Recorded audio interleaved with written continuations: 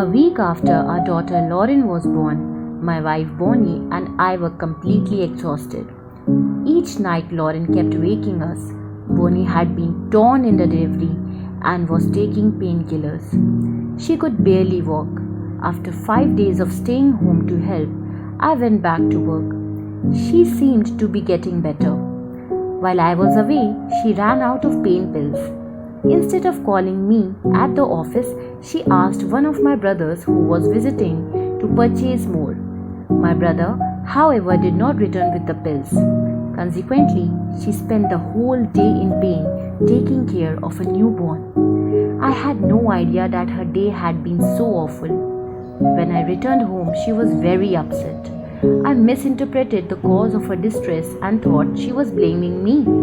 She said, "I have been in pain all day. I ran out of pills. I have been stranded in bed and nobody cares." I said defensively, "Why didn't you call me?" She said, "I asked your brother, but he forgot. I have been waiting for him to return all day. What am I supposed to do? I can barely walk. I feel so deserted." At this point, I exploded. My fuse was also very short that day. I was angry that she hadn't called me. I was furious that she was blaming me when I didn't even know that she was in pain. After exchanging a few harsh words, I headed for the door.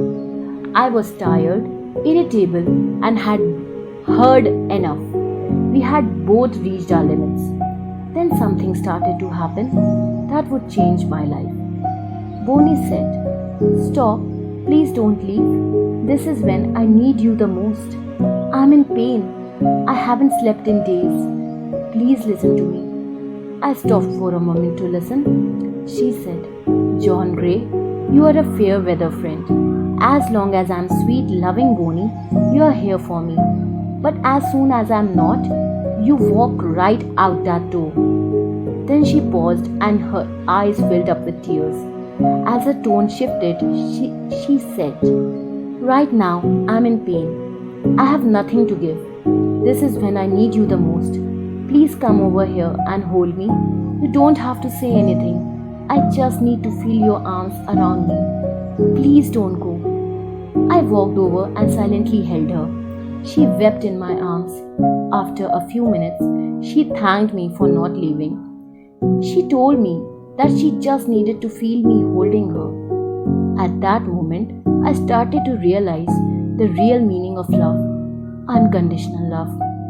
I had always thought of myself as a loving person, but she was right. I had been a fair weather friend. As long as she was happy and nice, I loved back. But if she was unhappy or upset, I would feel blamed and then argue or distance myself. That day, for the first time, I didn't leave her.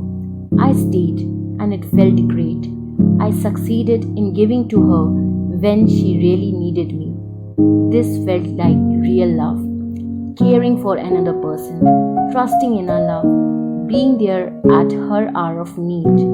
I marveled at how easy it was for me to support her when I was shown the way. How had I missed this? She just needed me to go over and hold her. Another woman would have instinctively known what Bonnie needed. But as a man, I didn't know that touching, holding, and listening was so important to her.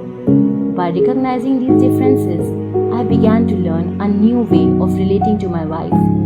I would have never believed we could resolve conflict so easily.